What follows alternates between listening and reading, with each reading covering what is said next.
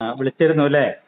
ഞാൻ വിളിച്ചിരുന്നു. ഞാൻ ഇന്നലെ സാറിൻ്റെ ഇത് കണ്ടപ്പോഴത്തേക്ക് എനിക്കുള്ള അനുഭവം എനിക്ക് ആരോടെങ്കിലും ഒന്ന് പറയാനായിട്ട് ഒത്തിരി നാളായിട്ട് ഞാനിങ്ങനെ വിഷമിച്ചിരിക്കുവായിരുന്നു. ആരാണ്, എവിടുന്നാണ് വിളിക്കുന്നത്? ഞാൻ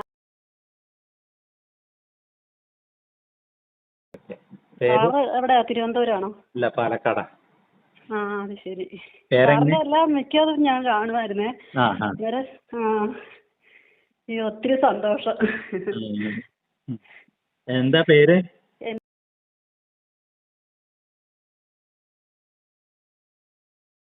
ഓക്കെ. മറ്റേ കമന്റ് അല്ലേ? അതെ അതെ, അത് തന്നെ കമന്റ്. കമന്റ് നിറയെ ഉണ്ടാകുന്നുണ്ട്. നമുക്ക് വാട്സപ്പിൽ ഒരു മെസ്സേജ് ഇടുകയാണെങ്കിൽ നമ്മൾ വേറെ അറിയും. കമന്റ് ആകുമ്പോൾ നമ്മൾ ചിലപ്പോഴേ അല്ല നോക്കും, അത് നിറയെ ഉള്ളതുകൊണ്ട് നമ്മുടെ മനസ്സിൽ നിൽക്കില്ല. എല്ലാ വീഡിയോയും കണ്ടായിരുന്നോ? കണ്ടിട്ടുണ്ട് സാറേ. സാറല്ലായിരുന്നു സൂര്യ. പിന്നെ അന്നേരം ഇപ്പൊ സാറിന് കേൾക്കാൻ സമയമുണ്ടോ? ഓ പറഞ്ഞോളൂ. ഞാനത് റെക്കോർഡ് ചെയ്യുന്നുണ്ട്. ഞാൻ പറഞ്ഞോളൂ, ധൈര്യമായിട്ട് പറഞ്ഞോളൂ. പിന്നെ ആണേലും മതിയായിരുന്നല്ലോ.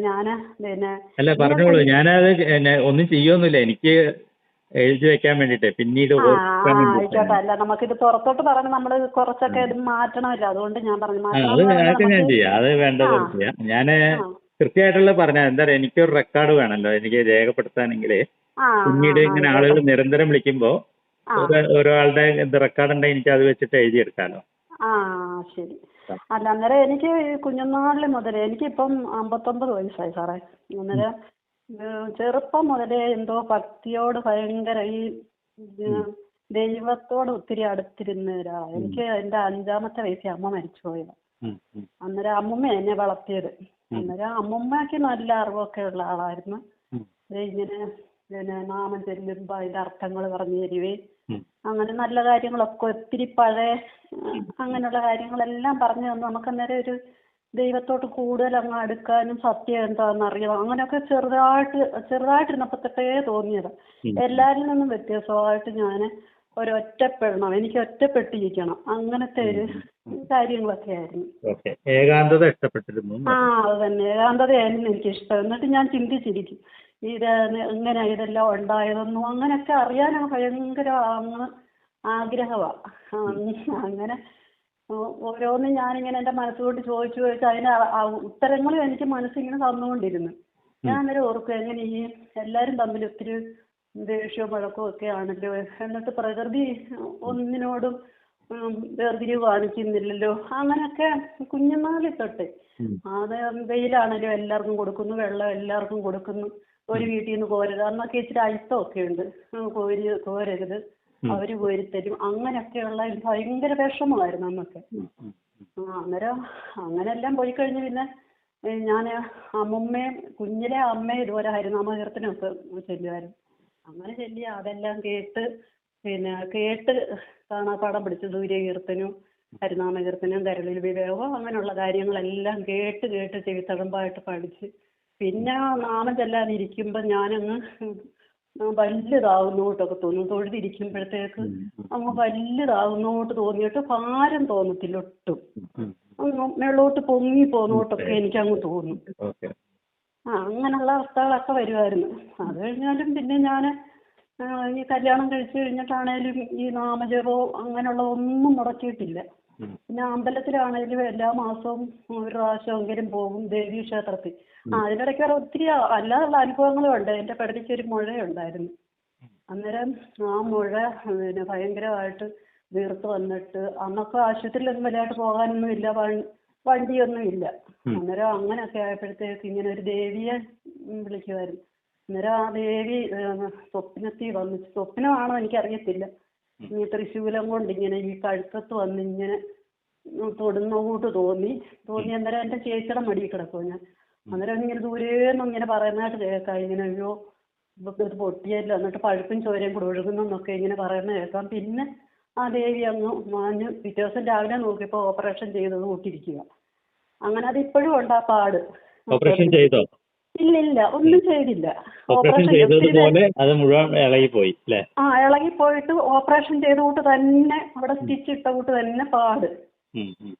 അന്നേരം അങ്ങനെ ഒരു അനുഭവം ഉണ്ടായി. പിന്നെ എൻ്റെ അപ്പാപ്പന് ഇതുപോലെ ഒരു അസുഖമായിട്ടിരുന്നപ്പോഴും ഞാനിങ്ങനെ കരഞ്ഞ് പ്രാർത്ഥിച്ച്, അന്ന് 10 വയസ്സേ ഉള്ളൂ, പ്രാർത്ഥിച്ചിട്ട് എൻ്റെ ചേച്ചിയോടും പറഞ്ഞു എൻ്റെ കൂടെ തന്നെ ഇരിക്കണം എന്ന്. ഞങ്ങൾ കണ്ണടയ്ക്കാതെ ഇരുന്ന് ഇങ്ങനെ നാമം ജപിച്ചുകൊണ്ടിരുന്നു. ഞാൻ പറഞ്ഞിട്ട് നേരം വിളിക്കുന്നതിന് പിന്നെ അപ്പാപ്പൻ ഇങ്ങനെ നടന്നു വരുന്നത് നമുക്ക് കാണാം. അറ്റാക്കായിട്ട് കൊണ്ടുപോയത്, എടുത്തോണ്ട് പോയതാ, നമുക്ക് കാണാം അപ്പാപ്പൻ ആ വരമ്പേക്കൂടെ നടന്നു വരുന്നത് നമുക്ക് കാണാമെന്ന് പറഞ്ഞു.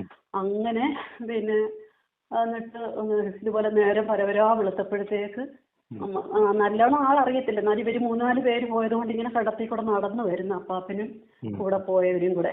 അന്നേരം അങ്ങനെയൊക്കെ എന്തോ എനിക്കറിയത്തില്ല, ദൈവം നമ്മുടെ കൂടെ എന്ന് പറഞ്ഞുകൊണ്ട് തന്നെ. അതിപ്പോഴും അതുപോലെ തന്നെ. ഇപ്പം അന്നേരം എന്നെ ഓരോ ഘട്ടത്തിലും ഭഗവാനായിട്ട് ഇങ്ങനെ ഓരോന്ന് പറഞ്ഞു തരും, ഉള്ളിൽ നിന്നിരുന്ന് ഇങ്ങനെ പറഞ്ഞു തരും. പറഞ്ഞു തന്നിട്ട് ഇപ്പം ഈ അടുത്ത നാളായിട്ട് സാറ് പറഞ്ഞ ഇതെല്ലാം അവസ്ഥയും എനിക്കുണ്ടായി. എനിക്ക് അന്നേരം തൊട്ട് ദൈവമേ, ഞാൻ ആരോട് പറഞ്ഞാലും എനിക്ക് വട്ടാന്നേ പറയത്തുള്ളൂ, സത്യമാണ്. അതുകൊണ്ട് ഞാൻ കുറേ പേരോടൊക്കെ പറഞ്ഞിട്ട് ഇങ്ങനൊന്നും ഉണ്ടാകത്തൊന്നുമില്ല. അതുകൊണ്ട് എനിക്ക് അങ്ങ് സങ്കടം, ദൈവമേ എന്നെ ഒന്ന് കേൾക്കാൻ ആരും ഇല്ലല്ലോ, ഞാൻ പറഞ്ഞ സത്യമൊന്നും ആരും സാധാരണ ആളുകൾക്ക് മനസ്സിലാവില്ല. അവരെ സംബന്ധിച്ചിടത്തോളം യഥാർത്ഥത്തിൽ വട്ടം അവർക്കാണ്, ഇവിടെ വട്ടം മാറുന്നതിന്റെ ലക്ഷണമാണിത്. പക്ഷെ അവര് വിചാരിക്കുക ഇവർക്കാണ് വട്ടം. എന്നിട്ട് നമ്മള് അന്നേരം അവിടെ സ്ഥിരം ഞാൻ ഈ പരബ്രഹ്മത്തിന്റെ അടുത്തും ഒരു ഭദ്രകാളി ക്ഷേത്രം, എനിക്ക് ഇങ്ങനെയുള്ള അമ്പലങ്ങളേ ഉള്ളൂ, ശിവന്റെ ഈ 3 അമ്പലങ്ങളിലായിരുന്നു സ്ഥിരം പോകുന്നത്. പക്ഷെ എങ്ങനെയോ ഭഗവാൻ എൻ്റെ ഉള്ളിൽ അങ്ങ് കടന്നുകൂടിയത് എപ്പോഴാണെന്ന് എനിക്കറിയത്തില്ല. അതുവരെ ദേവിയായിരുന്നു, എപ്പോഴാണെന്ന് എനിക്ക് അറിയത്തില്ല. അങ്ങനെ ആയിട്ട് പിന്നെ എനിക്ക് തന്നെ അങ്ങ് തോന്നുക ഈ ധ്യാനം എന്താണെന്നൊക്കെ എനിക്ക് അറിയണം. അതൊന്നും ആരും പറഞ്ഞു തരാനും ഇല്ല, ഒന്നുമില്ല. പിന്നെ ഞാനങ്ങ് ഓർത്ത് വെറുതെ ഇങ്ങനെ കണ്ണു അടച്ചിരുന്നാൽ മതിയായിരിക്കും. അതിൻ്റെ ഇടയ്ക്ക് വരാനോ അതിനും മുന്നേ ഉണ്ട്. കുഞ്ഞുനാൾ ഞാൻ ഇരിക്കുമ്പോൾ അന്ന് എനിക്കറിയത്തില്ല, കുംഭകം എന്നൊക്കെ പറയത്തില്ലേ, നമ്മൾ ശ്വാസം പിടിച്ച് വെച്ചിട്ട് ഇങ്ങനെ ഇങ്ങനെ വിടുമ്പോഴത്തേക്ക് ഇങ്ങനെ മുക്കുന്ന കൂട്ട് കുറേ നേരം ശ്വാസം പിടിച്ചു വെച്ചിട്ട് ഇങ്ങനെ കുറേ പിടിച്ചു വെച്ചിട്ടാ. അന്നേരം അതൊന്നും എനിക്കറിയത്തില്ല. അന്നേരം എൻ്റെ ചേച്ചി കണക്കറിയാം, അമ്മ ഇല്ലല്ലോ. ചേച്ചി പറഞ്ഞു ഇനി എന്തോ വെച്ചാൽ ഇങ്ങനെ ഈ മുക്കുന്നായിരുന്നോണ്ട്. ഞാൻ പറഞ്ഞു എനിക്കറിയത്തില്ല, അത് തന്നെ ഇങ്ങനെ വരുന്നോ എന്നിങ്ങനെ പറയാമായിരുന്നു. അങ്ങനെ ആയിട്ട് ഒരുപാടുണ്ട്, ഒരുപാട് ഇത് ഏതൊക്കെയാ പറയുന്നത് പോലും എനിക്കറിയത്തില്ല. പിന്നെ ദൈവങ്ങളെ എല്ലാം സ്വപ്നത്തിൽ കാണുക, എല്ലാ ദൈവങ്ങളും ഇങ്ങനെ മേഘത്ത് വലുതായിട്ട് നിൽക്കുന്നതായിട്ടുള്ള പറയുന്നത്, ശിവനും ഗണപതിയും അങ്ങനെയുള്ള സർവ്വത് ഇങ്ങനെ വന്ന് ചിരിച്ച് ഇങ്ങനെ മാഞ്ഞു പോവാന്ന്, അങ്ങനെയുള്ള അനുഭവങ്ങളെ അങ്ങനെല്ലാം ആയിക്കഴിഞ്ഞിട്ടാ പിന്നെ ഞാൻ വിളക്കും കത്തിച്ച് ഈ അടുത്ത നാളെ കൂടുതലായിട്ട് അങ്ങ് ധ്യാനം ചെയ്ത്. എനിക്കറിയത്തില്ല, സാറ് പറഞ്ഞോട്ട് തന്നെ ഈ ഞാൻ എന്നും അതുപോലെ തന്നെ കൂളത്തിലെ എല്ലാം ഭഗവാനും കൊണ്ട് കൊടുക്കും. അന്നേരം അമ്പലത്തിൽ വെച്ച് എനിക്ക് കുറേ അനുഭവങ്ങളുണ്ടായി.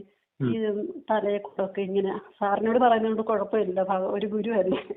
അന്നേരം അതിങ്ങനെ എൻ്റെ ദേഹത്തൂടെ ഈ തലയെ കൂടി ഇങ്ങനെ ഞാന്ന് കിടന്നിട്ട് ഇങ്ങനെ പാമ്പ് എഴുന്നോട്ട്, ഈ നമ്മുടെ വെള്ളിൻ്റെ കനമുള്ള പാമ്പ് ഇങ്ങനെ മൊത്തം ഇങ്ങനെ എഴുന്നൂട്ട്. ഞാൻ എന്നിട്ട് പേടിച്ചു, എന്നിട്ട് ഞാൻ തട്ടി കളന്നോട്ട് തോന്നുന്നു.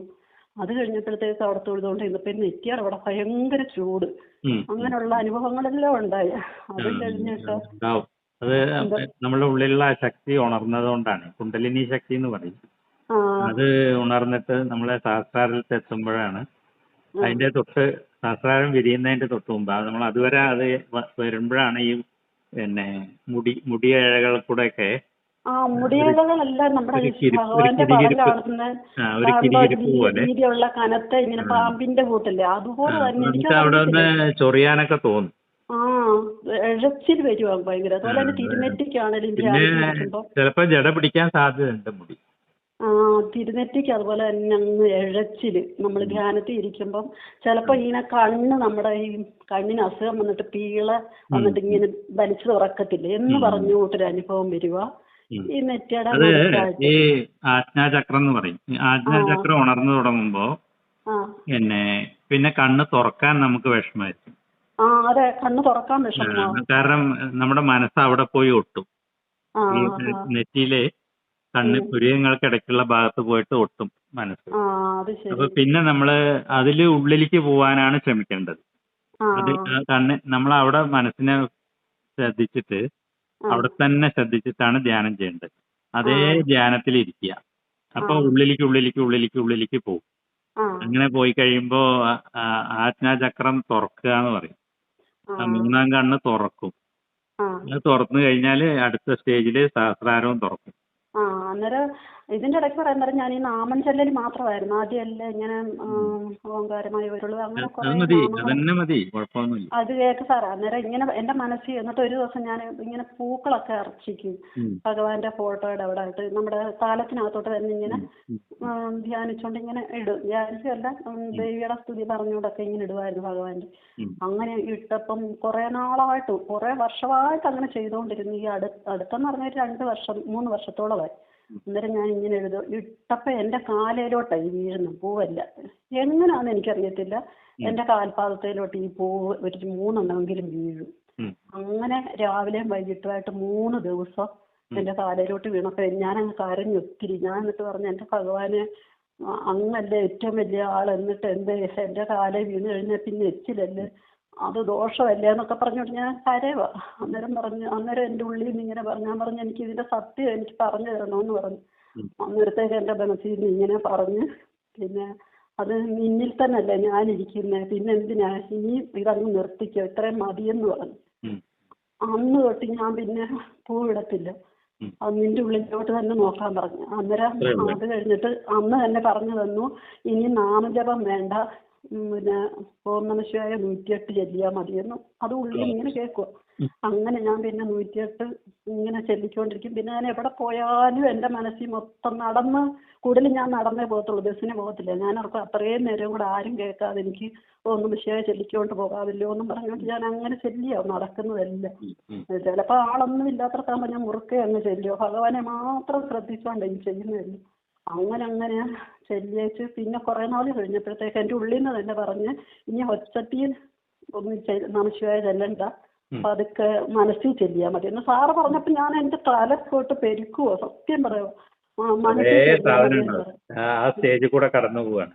ഇനി കുറച്ച് കഴിഞ്ഞാല് ഇനി അതും വേണ്ട, അതും വേണ്ട. ഇത് കേക്ക് സാറേ. അത് കഴിഞ്ഞപ്പോഴത്തേക്ക് കുറെ നാൾ കഴിഞ്ഞപ്പോഴത്തേക്ക് പറഞ്ഞ മനസ്സുകൊണ്ട് ചെല്ലിക്കൊണ്ടിരുന്നു. കഴിഞ്ഞപ്പോഴത്തേക്ക് ഒരു ദിവസം എൻ്റെ ചെവിക്കകത്തൂടി ഇങ്ങനെ നല്ലതായിട്ട് ഓം നമഃശിവായ ഓം നമഃശിവായ എന്ന് കേൾക്കുന്നത് കേട്ടോ. സത്യം ഈ തമിഴര് പറയുന്ന പോലെ തന്നെ ഞാൻ ഓം നമഃശിവായ ചൊല്ലിയെങ്കിലും ശ്രദ്ധിച്ച് കേട്ടപ്പം ഓം നമഃശിവായ ഓം നമഃശിവായ ഇങ്ങനെ കേൾക്കുമോ ചെവിക്കകത്തൂടെ. അന്നേരം എൻ്റെ മോടെ കുഞ്ഞ് വിട്ടിപ്പോണ്ട് നല്ലതായിട്ട് കേൾക്കാം പകരം, ഇപ്പോഴും കേട്ടോണ്ടിരിക്കുവോ. അന്നേരത്തേക്ക് ഇതൊക്കെ പറഞ്ഞ വട്ടാന്ന് പറയത്തില്ല, അതുകൊണ്ട് ഞാൻ ആരോടും പറയുന്നില്ല. അന്നേരം ഞാൻ എന്നിട്ട് കുഞ്ഞിനോട് ചോദിച്ചു, മോനെ അമ്മമ്മയുടെ ചെവിയുടെ അവിടോട്ടൊന്ന് വെച്ചേ, മോന് വല്ലതും കേൾക്കാവോ എന്ന് ചോദിച്ചു. അന്നേരം പറഞ്ഞു, ഇല്ല അമ്മമ്മ എനിക്കൊന്നും കേൾക്കത്തില്ലെന്ന് പറഞ്ഞു. അമ്മമ്മയ്ക്ക് എന്തോ കേൾക്കുന്നത്. ഞാൻ പറഞ്ഞ അമ്മമ്മയ്ക്ക് ഇങ്ങനെ അമ്മമ്മ ചെല്ലുന്ന മന്ത്രം അമ്മമ്മയ്ക്ക് ഇങ്ങനെ ചെവിക്കകത്തൂടെ കേൾക്കാം, അത് കുഞ്ഞിന് കേൾക്കാവോ എന്ന് അറിയാൻ വേണ്ടിയായിരുന്നു പറഞ്ഞു. അന്നേരം അതിപ്പോൾ തുടങ്ങിയിട്ട് ഇപ്പം 1.5 വർഷത്തോളമായി അങ്ങനെ ആ സ്റ്റേജിലൂടെ പോയിട്ട്. ഇപ്പോഴും കേൾക്കുന്നുണ്ടല്ലോ? ഇപ്പോഴും കേൾക്കുന്നുണ്ട്. ഇപ്പോഴും കേൾക്കുന്ന പറഞ്ഞാൽ വെളുപ്പം കാലത്തും രാത്രി എല്ലാവരും ഉറങ്ങിയൊക്കെ കഴിയുമ്പോഴത്തേക്ക് ഭയങ്കര ഒച്ചയൊക്കെ കേൾക്കാം, നല്ലതായിട്ട് കേൾക്കാം. അല്ലാതെ ഇപ്പോൾ വണ്ടിയൊക്കെ പോകുന്നതൊക്കെ ആണെങ്കിൽ നമ്മൾ നല്ലതായിട്ട് ശ്രദ്ധിക്കണം. ഞാൻ പിന്നെ സാറ് പറഞ്ഞോട്ട് തന്നെ ഇത് എൻ്റെ മനസ്സിൽ നിന്ന് തന്നെ പറഞ്ഞു, ഇനിയും ജപം വേണ്ട, ഇത് ഇപ്പൊ മാനസ ജപം എന്നാ പറയുന്നത്. മാനസ ജപം എന്നാ പറയുന്നത്. പിന്നെ അത് നീ രുദ്രാക്ഷം മാത്രം നീക്കിയാൽ മതി, ഈ ഉള്ളിൽ നിന്ന് കേൾക്കുന്ന ആ ശബ്ദം കൊണ്ട് അങ്ങനെ രുദ്രാക്ഷം നീക്കിയാൽ മതി എന്നിങ്ങനെ ഉള്ളിൽ നിന്ന്. എന്തോ ആ ശബ്ദത്തിലാണ് നമ്മൾ ഇനി കാതോർക്കേണ്ടത്. ഉള്ളിന്ന് കേൾക്കുന്ന ശബ്ദത്തില് മനസ്സ് ലയിപ്പിച്ചിട്ട് ഇരിക്കുക, വേറൊന്നും ചെയ്യണ്ട. നിങ്ങള് വലിയ സ്റ്റേജിലാണ് നിൽക്കുന്നത് ഇപ്പൊ, ഇനി അതൊന്നും താഴേക്കൊന്നും പോണ്ട. അപ്പൊ അത് തന്നെ ലയിച്ചിട്ട് കണ്ണടച്ച് ആ സ്വരം ആ നാമജപത്തിൽ മാത്രം ശ്രദ്ധിച്ചിരിക്കുക. അപ്പൊ ബാക്കി അനുഭവങ്ങളും ഇനി ഒരുപാട് വരാനുണ്ട്, അതൊക്കെ ഇപ്പൊ കിട്ടും, ഉടനെ കിട്ടും. എന്നിട്ട് പിന്നെ നമ്മുടെ മേഘത്ത് ഞാൻ ഈ ടെറസിന്റെ മേളിൽ കയറി ധ്യാനിച്ചിരുന്നു. ഇങ്ങനെ മേഘത്തോട്ട് നോക്കിയിരിക്കും. എനിക്ക് മേഘവും മലകളും പക്ഷികളും മൃഗങ്ങളും എല്ലാം, എനിക്ക് കുഞ്ഞുങ്ങളെല്ലാം ജീവന്റെ ജീവൻ, എനിക്കറിയത്തില്ല പറഞ്ഞ. അതുപോലെ തന്നെ കുഞ്ഞുങ്ങൾ എന്നെ കണ്ടാലും ഭയങ്കര ഇഷ്ടമാണ്. ഏതറിയാത്ത കുഞ്ഞുങ്ങളാണെങ്കിലും എന്നെ കണ്ടോണ്ട് ചാടി വീഴും. കുഞ്ഞുങ്ങൾക്കാണ് അത് ആദ്യം ഫീൽ ചെയ്യുക. അതുപോലെ തന്നെ പൂച്ചയും പട്ടിയും എല്ലാം, നമ്മുടെ അങ്ങ് വരുന്ന പൂച്ചകൾ അതുപോലെ തന്നെ എന്നെ കണ്ടോണ്ട് ഇങ്ങനെ നോക്കിക്കൊണ്ടിരിക്കും. എനിക്കറിയത്ത് പോലില്ല. എന്നിട്ട് ഞാൻ പിന്നെ ചോദിക്കുക എന്താന്നൊക്കെ ഇങ്ങനെ വർത്താനം പറയുകയൊക്കെ ചെയ്യും.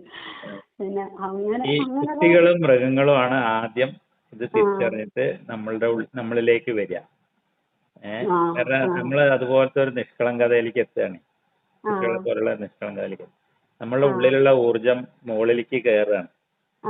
അതിന്റെ ഡയറക്ഷൻ മാറിയിട്ട് താഴേക്ക് പോണ ഊർജം മുകളിലേക്ക് സഹസ്രാരത്തിലേക്ക് കയറിക്കൊണ്ടിരിക്കുകയാണ് ഇപ്പോൾ. ഡയറക്ഷൻ മാറി. അപ്പൊ ഇനി ഇത് സഹസ്രാരത്തിൽ നിറഞ്ഞു കഴിയുമ്പോൾ സഹസ്രാരം വിരിയും.